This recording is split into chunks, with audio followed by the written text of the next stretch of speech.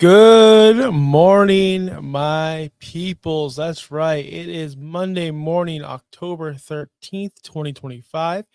It is 9 a.m., and we are going to be discussing everything that happened, well, most things that happened in week 6 for your fantasy football teams. We had some surprises, we had some injuries, we had some poor football performances over there overseas. So we're going to talk all that and more. So guys, I'll see you over there. Get your coffee ready, get your cold brew ready, and let's get started to talk about fantasy football.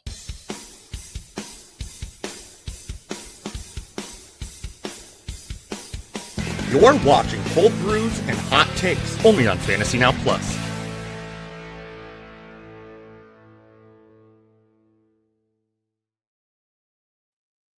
Good morning, my peoples, and I'm hoping that you're having a great morning. Myself, just to peel back the curtain a little bit, it is 9:01 a.m. My kids get to school about an hour ago. That's usually when I drop them off. 8 a.m. is the latest time, and the temperature dropped here in Tampa, Florida, down to 62 degrees, I believe, when I woke up. And currently it's 66 degrees. So girls got their Uggs on. Us guys have our hoodies on. We got the beanies rocking. We got the everything. Look, when in California when it rains, people lose their mind. When it drops below 70 degrees here in Tampa, it's anarchy. It's literal anarchy. So of course we were late, running around, but guys, I'm glad to be here with you guys today to talk fantasy football. Before I get started on this beautiful show, I do want to let you know where to find us. You could find us at fantasynowplus.com, where you can find our rankings, our waivers, our articles, much, much more. Join our Discord, chat.fantasynowplus.com, where you can get instant access to guys like myself, girls like Charlene, guys like Brian, guys like Justin, the staff, of course, and plus everyone else that joins the Discord as well. And the Finns Talk Sports Network. I know they're not doing well over there. I know when Darren Waller scored that last touchdown with a minute to go, they thought they had this thing wrapped up. All I could think about was, wow, you guys gave Justin Herbert way too much time. And unfortunately, the Miami Dolphins did take an L again this Sunday. Oh, man, what a boring week. What a boring week, man. It was a boring, boring week. Nothing happened and everything happened all at the same time. You had surprises at the top. You had players leave early, which gave you some bad fantasy points, and you had Mr. Mahomes showing up to cap it off on a Sunday night. Perfect, perfect. You had the opening weekend, the opening kickoff with Bustin Fields and Bo Nix. Right, Bo Nix is supposed to be good. He is good. He's fine. But Bustin Fields on the other side, we all had doubts. We all think most of us think he's a good fantasy football quarterback. Some of you still think he's a good NFL quarterback, but the reality is he's not an NFL. I'm going to say this the nicest way I can put it so I don't get canceled. He's not an NFL quarterback. He's clearly not. Now, the New York Jets are a mess. No matter what you do, they are a mess. If the Cleveland Browns did not exist in this world, if the Cleveland Browns it's just poof disappeared and there was only 31 teams, the New York Jets would be looked at as the most embarrassing franchise in NFL history. And they are. Everything they do is snake bitten. Everything they do just blows up in their face, and they can't have anything nice. I'm curious to see what's going to happen when Garrett Wilson does leave and how dominant he's been over there, and see if he actually does find a better team and puts up superstar, megastar numbers like he should. Um, but with 45 yards passing in the air, busting, that's not going to get it done. That's almost as bad as Pee Wee football level busting. If you traded for Bustin Fields recently, I'm sorry. If you started Justin Fields this weekend, I'm sorry. I did. I mean, right? You have to with the rushing upside. He didn't have any space. He did that whole listen. This was London games, overseas games are not fun. They're not fun. I'm sure they're fun for the fans over there. Spreading the game out is great. I'm not old. I am old, but I'm not the old man who's yelling about the halftime show, or I'm never going to yell about the halftime show. I'm never going to yell about expanding the game. I'm never going to yell about getting more people into the game. I'm not. It's idiotic. People I listen to the radio, I listen to people, oh, wrestling's on ESPN. This is a joke. This is a travesty. This is terrible. Blah, blah, blah. Why I don't want to hear wrestling stuff on my. You're getting more viewers to ESPN. People like myself who I truly have not watched ESPN since I was in high school. It's the lowest form of all media, ESPN. But therefore I have to watch it because WWE's on there. It brought another viewer there. That's why we do these things. London games to expand the game, to grow the game so we have a better product, we hope. That doesn't have to do with fantasy, right? But it kind of does because we have superstars like Brees Hall, superstars like Garrett Wilson, superstars, I use quotes, Bustin Fields, who can get it done on the ground. Well, not so much in the air. We have superstars on the other side as well. Cortland Sutton, J.K. Dobbins, Bo Nix, all kind of had a very, very mediocre kind of game. And it's because of the London aspect of it. It's because of the overseas. I don't know what it is. I don't know how to fix it. I don't think you can fix it. I think we are imagine that. They bring cricket over here or whatever they play over there. I apologize. Whatever they play, soccer, right? We already have a bad product of soccer here in America. We have MLS, Major League Soccer, I believe. I'm not sure. Couldn't tell you. But I know that we have the Tampa Bay Rowdies. I know they're a thing. I don't know if they're minor league. I don't know if they're MLS. I don't know. But the problem is, or not the problem, the point is, nobody's going to watch these soccer games here in America because it's a bad product. The NFL can overcome that over there. But if the NFL had a league over there and all of it was just a bad product, I'm pretty sure the Englishmen or the Australians or wherever the games are played, nobody's going to go see it because it's a bad product over there. I don't know what it is. I don't know what it is. But we're going to get to some of your comments. So if you have comments, please throw them in the section. Drop a like. We do have a couple of you watching right now, waiting for you guys to come on in here into the coffee cafe, as you say. Hope you have your cold brew ready because we're about to get into the injuries because we did have some major injuries. But first, we have Basherver.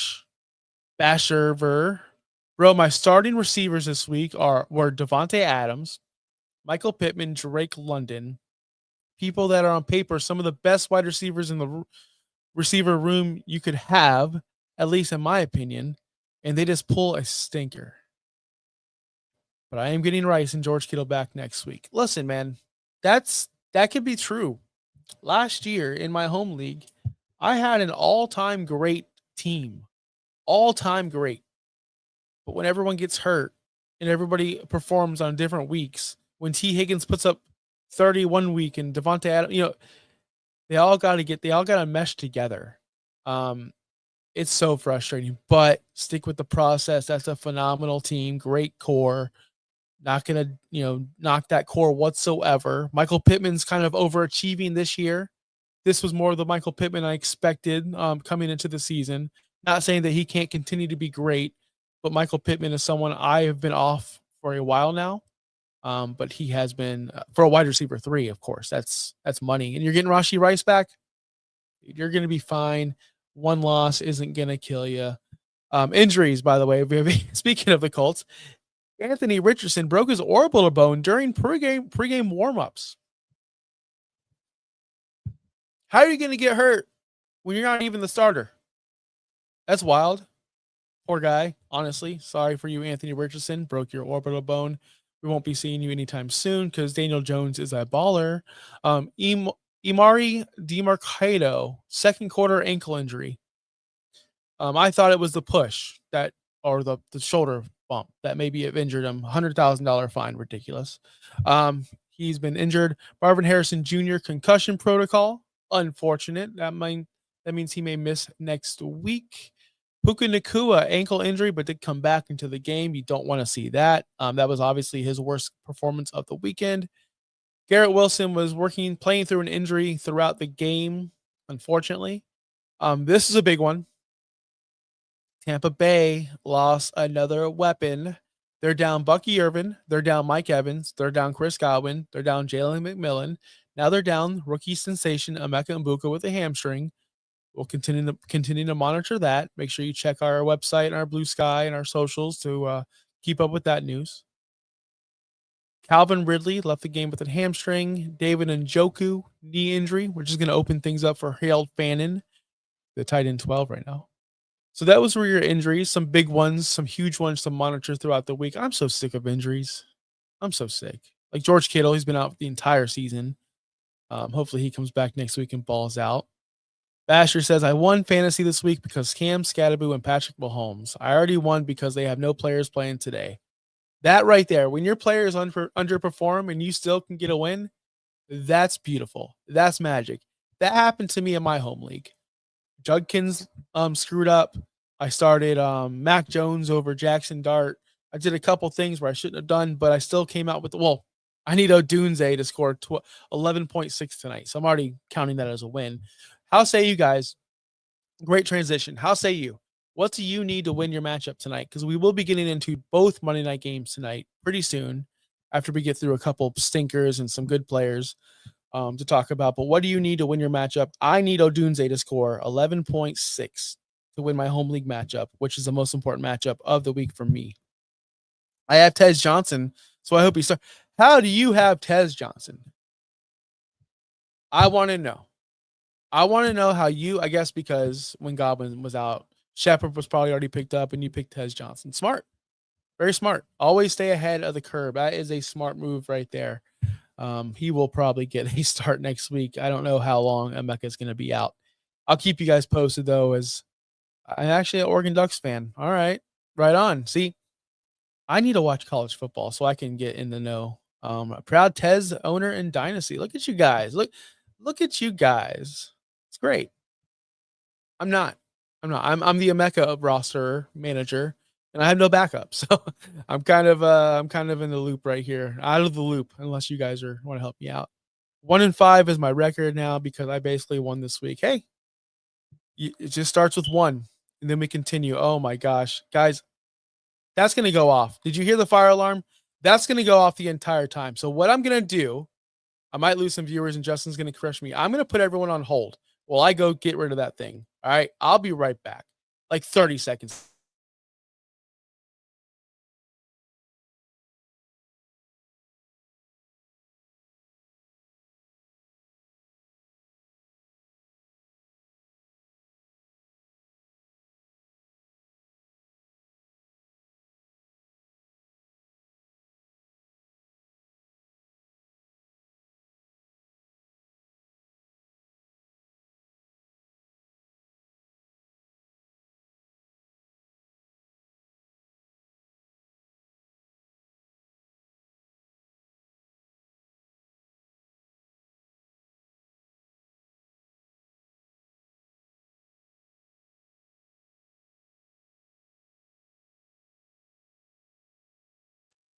I'm mute. Thank you.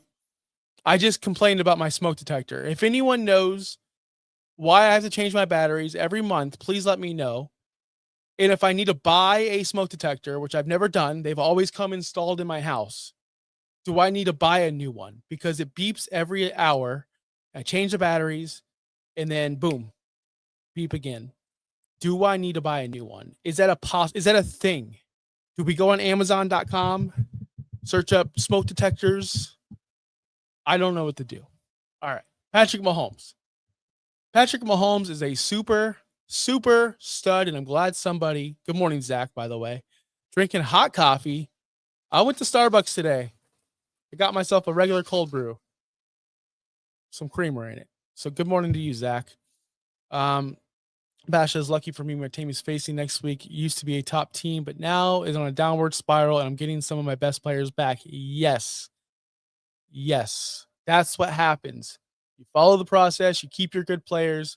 The players that are on top, that aren't making moves, that aren't ready for waivers, that are not ready for the injuries, they're going to fall down. And everyone here watching, not just myself, but watching everyone, all the content creators, you're in the loop. You know what to do with these people 5-0, 6-0. They're at the top right now. They're cocky. They're arrogant.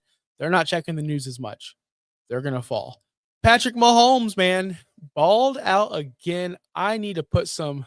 Last Monday we learned about, we did learn about cold brews. That's right. I'm going to continue the education. That's the whole goal of the show. This ain't to talk fantasy football. This is to help you guys out with your coffee, fire alarms, and anything else we could talk about. But Mahomes has been on a tear this year. People have some explaining to do. People got some apologizing to do. I remember last year we did our award show, and I fought tooth and nail to say Patrick Mahomes is the most consistent fantasy player from 2024, and he was. And I won that award. I won it for Mahomes. Topher was if you watch the show, if you watch our network, Topher is a host of the show. He gave me the win. Mahomes is the most consistent player in fantasy. Now he's one of the best. And honestly, he never fell off that far. Since way back when, his magical year when he took over the league, his first ever fantasy points per game season, he scored 26.7 fantasy points per game. That's phenomenal. That's awesome. This year, he's at 24.8. Not quite to where he was when he threw 50 touchdowns, but he's right there in the elite status. Right now, he's currently sitting at the quarterback one. And he was being underdrafted and disrespected because he didn't have a receiver. He didn't have this. His numbers have fallen off. And I didn't understand it. We had people in the offseason say Patrick Mahomes is past his prime. It was kind of disrespectful. Mahomes heard all that. He had to have, because he is on not a historic run, but he's on a run that he hasn't had in about 4 to 5 years. Last year, he averaged 18.4 fantasy points per game, which was 11th best in the NFL. He was still a starting quarterback, and you all, not you guys, but everyone denounced him. He's washed. The year before that, also 18.4 fantasy points per game. He was quarterback 10. Again, we all announced that he was washed. He's never going to do this again. He's not elite. That's what we were being told. Well, this year he's putting everyone to shame. He's shutting everybody up. He's on a tear, like I said, and he's getting Rashee Rice back this week.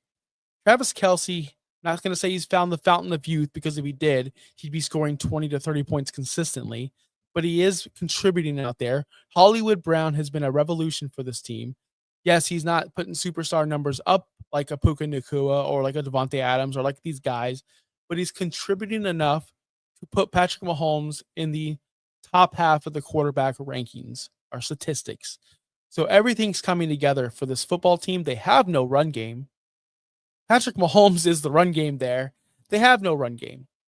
Patrick Mahomes is an instant start until he retires. I've been saying this from the beginning, and I promise you guys, he's not going to let you down this year. You can start him in confidence without a doubt. If you're in a super flex league and you've been benching him or you're scared of him, I don't know why. I don't know what you're waiting for. We've seen 6 weeks of this now. He's not going to slow down. Josh Allen could potentially pass him tonight if Josh Allen has a monster game on Monday Night Football. But that being said, even if he does, Patrick Mahomes is still up there as the top 1 or 2 quarterbacks in this league. Start without caution, for sure. Should I keep Tez on my bench? See how it goes? Yeah. Yeah, why not? I mean, we have to wait to see what's going to happen with Amuka and everybody else. When's Mike Evans coming back? When's Chris Godwin going to be fully healthy? They should have never rushed him back. That was stupid. That was irresponsible. But again, the reason why Chris Godwin is in this position to begin with, if you don't remember, it was a night against Baltimore with like 30 seconds to go or a minute to go. Buccaneers were down multiple scores, had no chance, and Todd Bowles elected to keep his starters out there. Therefore, that's why Chris Godwin got hurt on a meaningless play that meant nothing. That being said, now we're in this position where we're at now. Chris Godwin was on a historic run, probably the running back or wide receiver one that year. Todd Bowles said, you know what? We're going to keep our starters in because I want pain. Stupid. Lad McConkey. I was on this network Monday, Wednesday, and Friday, and Sunday. And I believe all of those shows, I said the same thing very consistently. Lad's going to eat this week. He's playing Miami. I'm not a Lad guy. I'm not a Lad truther. I think Lad is very average at best. I think Lad is one of the most average cookie cutters, down the middle receivers that we're going to have in this game for a long time. He's going to have games like this, 7 catches, 100 yards, 1 touchdown. That's great. but the majority of them are going to be the 6 catches for 70 yards, and he just gets you 11 points. That's fine. Great wide receiver 2. Great wide receiver 2. You'd almost say kind of a flex play. He has games like this because he's playing Miami. And on top of that, what did I say? What did I say at the showdown? Wednesday, go back. The Wednesday showdown I had with Justin. By the way, he's out the rest of the week. He's in Paris. He texted us this morning, 6 a.m. He arrived, and he's on his way to Italy. He's going to go have spaghetti or something. I don't know what he's going to do. Good for him. But I did say this. The question was Vidal or Haskins. And I said, neither. It's going to be Ladd. Ladd's going to be used as the extension of the run game. Well, it was Vidal as well. Vidal also had a day, but Ladd also had a day. And that didn't hurt that QJ was out. These are all conditions that Ladd needed to put up the 23 fantasy points. If you roster Ladd and you need help, right now is the time to strike. After this show, if none of my league mates see this or watch this, that's what I'm going to do. I'm going to try to move Ladd if I have him. Because this is probably, and I know it's early on in the season, but we can't keep on saying it's early on in the season. This might be his best game of the year. This might have been his best game of the season. That sounds ridiculous, but it's not. QJ is not going to be out forever. They're going to fix the running back situation. It's going to get colder. They're going to throw the ball less. Guys, I'm telling you, this is Ladd's best game of the season. Trade him while you can. His next games are Indianapolis, Minnesota, Tennessee. Indy and Tennessee are plus matchups. Minnesota is definitely not. So you might want to hold him for that Indy game if you want to add on to the value of his trade, but I would try to get it done now. I would try to get it done 1 week before the Minnesota game. That's just my perspective on that. Oh, on to the bad players. Because we have 2 Monday night games. I don't want to go too long on these. I don't want to go too long on these at all. But I already roasted Bustin. I don't think that there's 1/3 of the season way through this. One third of the way through season day. Yeah. Listen, JR. Like, what are the trends? Like, we should know what the trends are now by teams. We should know what a team's going to do, what they're going to execute, who they're going to target, who they're going to feature. We should know this by now. There's no more questions. There's no more, is it going to be this guy or this guy? Is Jordan Blue going to be a thing, or is Javonte? We know these things. We've seen what Ladd's role is with Keenan Allen, with Quentin Johnson, and with Omari and Hampton there. We've seen it. We've also seen Miami give up 1,000 yards to Rico Dowdle, 1,000 yards to James Cook, and now 1,000 yards to Kimal Vidal. These are all trends. We've seen the Miami Dolphins can't cover nobody. This was the easiest smash for Ladd you're ever going to have. Ever. I don't think Ladd ever puts these numbers up again this season. I may be wrong, and I'll be here to tell you I'm wrong. You guys know I am. I'm very honest. I'm not one of these guys who just brush my losses under the carpet. That's not me. But I'm telling you guys, as long as QJ is there and they play a tougher team that's not Miami, Ladd's not going to have a better game than this. He's just not. Go look at his game log last year. He put up way more wide receiver 3 numbers than he ever did wide receiver 2 or 1. That was last year when he was the guy, right? Now he's not the guy. He's kind of like second or third fiddle. Oh, man. So bad players. I don't want to get on too bad about these bad players, but Bustin Fields, obviously the worst quarterback of the week. Cooper Rush had negative 0.1 points, which is, it's so bad in Baltimore. I don't know how they're going to fix that. I don't know what to do. I don't know how to help them. We all had more fantasy points than Cooper Rush, by the way, all of us. So congratulations to us. That deserves a sip of our cold brew. Not as bitter today as it was yesterday, but negative 0.1 points for Cooper Rush. That experiment has to end. Man, that's so bad. Dylan Gabriel fell down to earth, 16.1 fantasy points last week, but had 8.8 this week. That's going to happen. He's going to have his up and downs. But here's the big thing. Tua Tagovailoa, 9.6 fantasy points. His press conference after the game was alarming, stating that some players are late to player-only meetings. They don't show up to player-only meetings. Dolphins are in shambles. And if you're sitting here on the Fins Talk Sports Network watching me right now, you know this. You know they're in shambles. I don't have any confidence in starting Mr. Tua Tagovailoa ever again. Unfortunately, unless it's a plus matchup. In the last one, Matthew Stafford. Again, if you've listened to me on this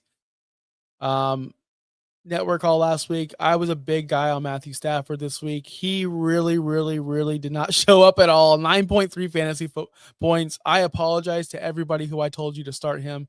Honestly, this was a smash start. Baltimore can't stop the pass. Stafford's coming off of 2 25+ week games, and then all of a sudden he lays an egg, 9.3 fantasy points. So I apologize. I apologize for that. That's on me, guys. But again, come on, were you really benching him? Like, was anyone in the world, if you've benched Matthew Stafford this week, throw it on Blue Sky. Actually, text it to me. I'll give you I'm not going to give you my number. But if you're in my Discord, I will. If you're in my Discord, I'll give you my number. I don't care. I want to see these screenshots. Whoever benched Stafford, because I know you didn't, and you're a liar if you say you did. Jahmyr Gibbs, 7.5 fantasy points last night against a tough Kansas City Chiefs defense. Breece Hall, 5.9. He's just up and down. Weeks 2, 3, and 6 were a disaster. Weeks 1, 5, and 4 were pretty good. So up and down with him. I guess he goes with the offense. If they're up, he's going to be good. If he's down, he's going to be ungood. And Kenneth Walker and Zach Charbonnet, both 4.7 fantasy points. It's becoming a trend where the answer to who should I start is nobody. It's nobody. It's try to find somebody else.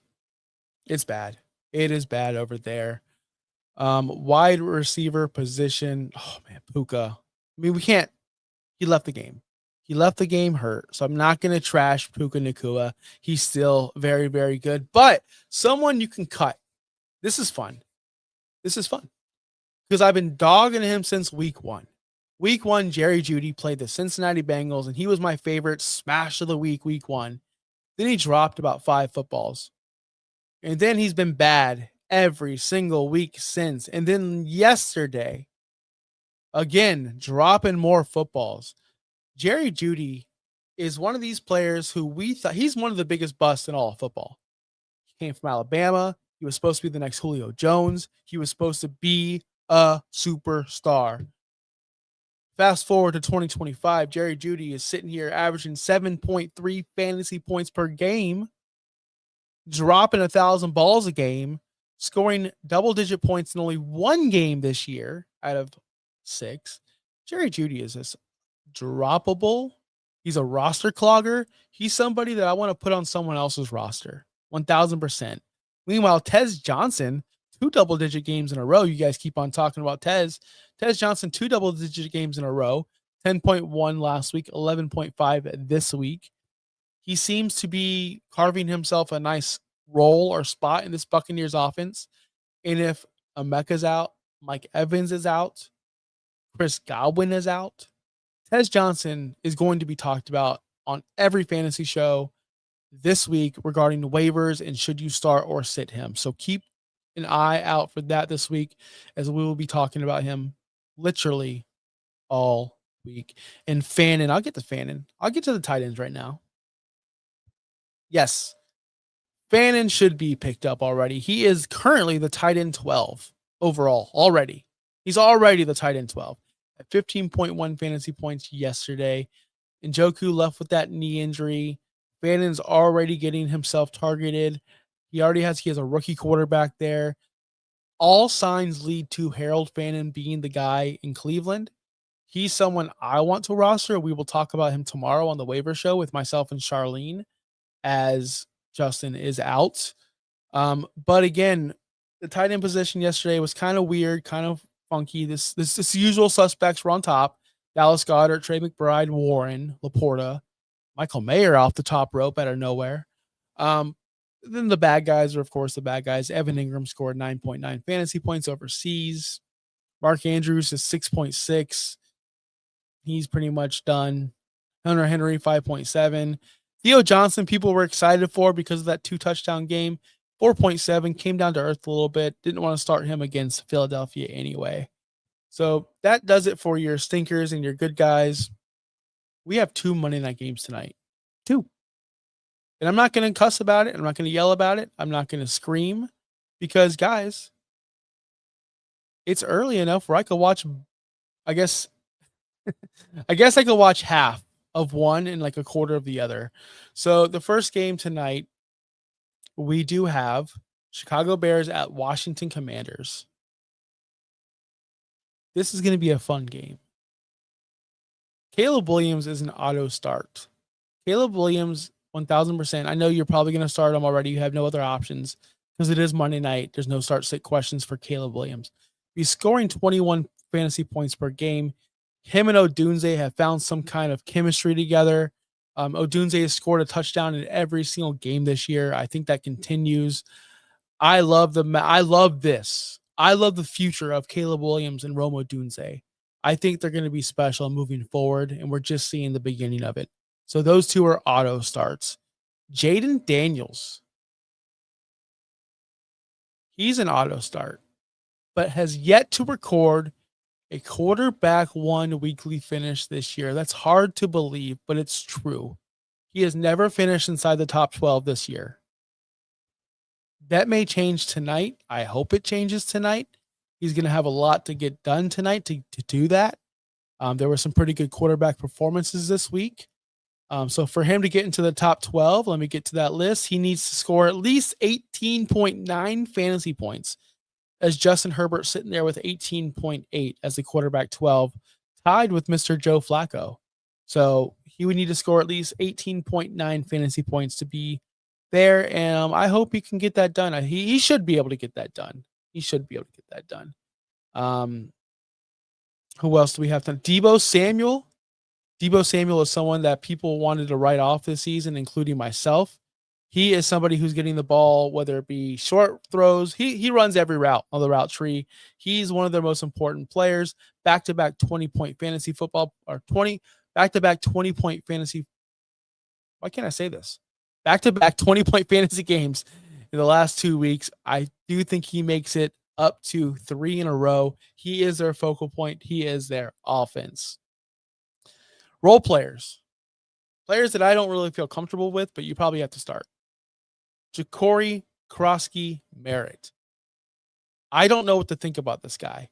It seems like he's good at football. They just don't want to admit that he's good at football, or maybe he's bad at football. I don't know. They're only giving him 36.6% of the snaps, though. That's no worries on Deebo being questionable. There is worries of Deebo being questionable, but I think Deebo's always questionable. And I think when it comes down to it, he's going to play, but that's something you got to pay attention to as you know, it goes on. We will be posting on our socials. If he plays, he's obviously an auto start.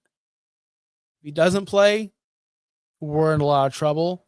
And I suggest that you find guys like I'm going to talk about a Luther Burden, or not DJ Moore. DJ Moore is unstartable, but someone like a Luther Burden, a home run hitter. That's who I'd like to put in that role if you can, if you have to. And guys, just remember, we do have another game. We have 2 games tonight, so we have extra players that we could talk about, especially the Josh Allen, or the Buffalo Bills and the Falcons. They have players we can start as well. So there is options at least for that. But JCM, I guess that's his name. People call him Bill. I'm going to call him JCM. I think that he's coming off a multi-touchdown week against the Chargers. He had 16 touches, 150 yards.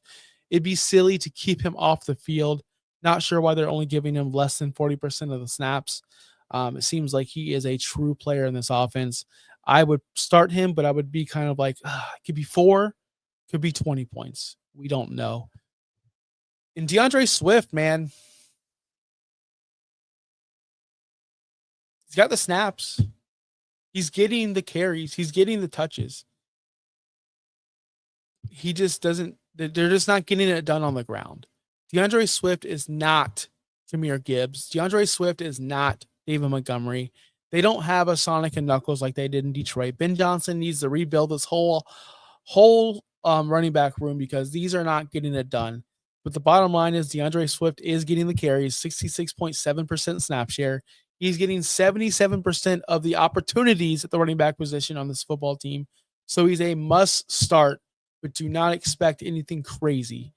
It's gross. Like, it's just beyond gross. But let me ask you guys this for those watching. What game are you looking forward to the most? The Bills Falcons or the Washington Commanders and the Chicago Bears? Because I'm not going to lie to you. I'm more excited for the Buffalo Bills and the Atlanta Falcons. I think it's more star power. I think it's going to be a more not competitive game per se, but more fireworks. I always like to see Kyle Pitts struggle and play, but Kyle Pitts has been good this season or decent this season. But Josh Allen, auto start, we don't need to talk about him. Bijan Robinson, auto start, we don't need to talk about him. Running back one every single week this year. James Cook coming off a very, very poor game last week. Auto start, not worried. We do not need to talk about him. What we need to talk about is Drake London. Drake London had a very slow start. 9.96 fantasy points per game. But he had a massive week 4, 8 catches, 110 yards, and a touchdown. They're going to have to score points to keep up with Buffalo and Josh Allen and Dalton Kincaid in this offense. I think Drake London is the key to success tonight. I think if Michael Penix can get his accuracy on point and can stay clean in the pocket and actually find throwing lanes for Drake London, this is going to be a massive game for Mr. Drake London. I do like him more than his Michael Penix's other options out there. I do think that Bijan Robinson does have potential to be bottled up through the running game, but could get open in the passing game. I just think Drake London is interesting to talk about because I've seen people get down on him this year because of the slow start. Some people just start slow. Drake London is an elite athlete on this team, and he's proven it last year. He finished in the top 10. If he has games like last week or the week before they were on bye, he's also going to finish in the top 10 again. But Dalton Kincaid is very, very funny and tricky, and I don't know what to think about him. If we think Quentin Johnson can break out into third year, why can't Dalton Kincaid finally break out ever? He's already hit his career high in touchdowns in a single season. 3. That's right. His previous seasons, he scored 2 touchdowns each. This season, let's go, baby. 3, he's already there. He's already halfway to his total catches and yardage from last season. I'm not ready to put him in auto start territory, but his star is rising in that offense. Back in my day, tight ends used to take 1 to 2 to 3 to 4 years to progress. Not everyone's going to come in and be Brock Bowers or Trey McBride. Not everyone's going to get it right away like a Harold Fannin. That's for you, Will. Dalton Kincaid has become necessary for this offense to grow and to move the football down the field. I think Dalton Kincaid could possibly in the future be the Travis Kelce for this team. Not saying Travis Kelce, the person that moves the offense down the field while you have secondary players like your Khalil Shakirs or your Keon Coleman's from week 1. Haven't heard that name in a long time. That's what you need. You need that focal point. And Dalton Kincaid is really, really getting there.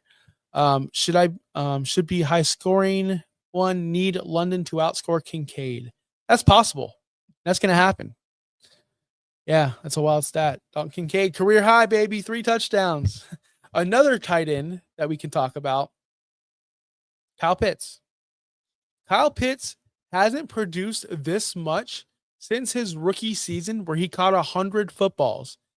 And we thought Kyle Pitts was going to be a thing forever. And then things happened. Kyle Pitts went, I need more. I need more from Kyle Pitts. I'm not ready for the heartache. I'm not ready to buy in on this guy again just to get broken down. It's kind of like the girlfriend or the boyfriend that leaves you constantly, but they call you back in the middle of the night. You up? Yes, yes, yes. Come over now. Yes, right. just for a couple weeks later for that person just to break your heart again. But let's be honest, he's getting targeted this year. He's had 5 or more targets in each game this season. His yardage needs to go up. He had 70 yards last week against Washington, right? 18 points. He was tight end 3 last week. It's early, guys. But he's also up and down. He played Minnesota, plummeted. Played Carolina, plummeted. Played Washington and Tampa Bay. It's good news, right? So Kyle Pitts this week, if we need to start him, again, don't get too set on him. Do not get your hopes up for him, but he is becoming a weapon for this offense. Oh, that's going to do it, guys. Thank you for watching the show, guys. I apologize. I'm telling you, it's a cold front has come through Tampa Bay, and everyone has been put on notice. It took me an hour to get to school and back this morning for the kids, which usually takes about 20 minutes. We don't know how to handle the cold. We don't know how to do it. If you have any tips from me on how to stay warm through this grueling cold front where it's nearly 68 degrees right now, please let me know.